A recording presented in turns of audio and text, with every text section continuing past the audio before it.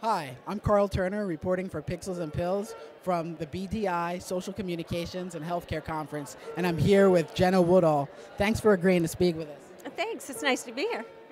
Jenna had a great talk, and basically some of the things that you talked about were culture and community and social media. In particular, I wanted you to talk about the unit of exchange. You kept mentioning that over and over again, and I thought that's a great way to talk about what the community provides and what people are getting back. Can you talk about the importance of developing a unit of exchange within social media? Yeah, well, the question is, let's back up a little. When people come into a community, they're thinking, where are the people like me, right? Where can I find the people like me who want the same things I do? So as we work with people who are trying to plan these things, we said, let's look at your constituency and what they really are wanting, what they're wanting from you, what they're wanting for themselves. And so we really do an exercise to say, when people come in here, what will they be sharing with one another?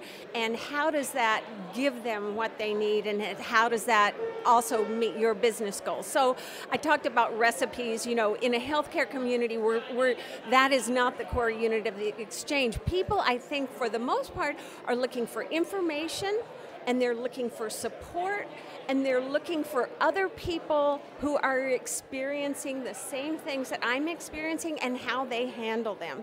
So when you're working with a healthcare group, that really, I think, is at the core of what people are going to need. So all the programming that you put together has to feed into those kinds of needs that people have for you.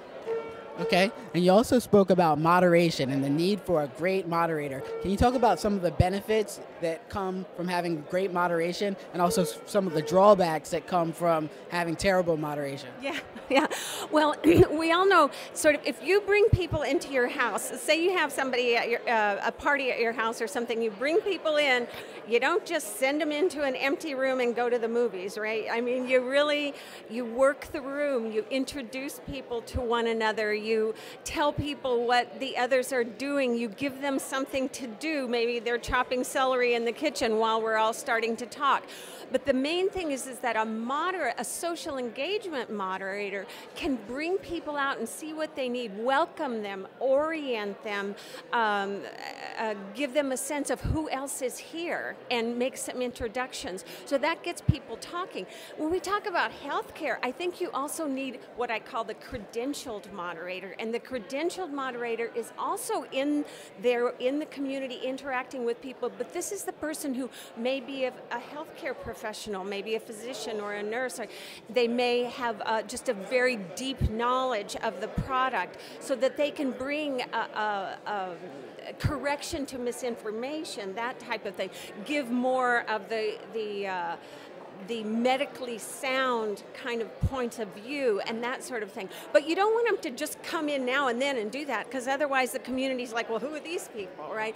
You'd want them to be in there so that they're recognized members of the community. And then you need content moderation, and really that's just reading, viewing everything that comes in, not only for adverse events or off-label use, but spam if you're out on a consumer side, or any kinds of untoward content that you might have on there, people attacking one another,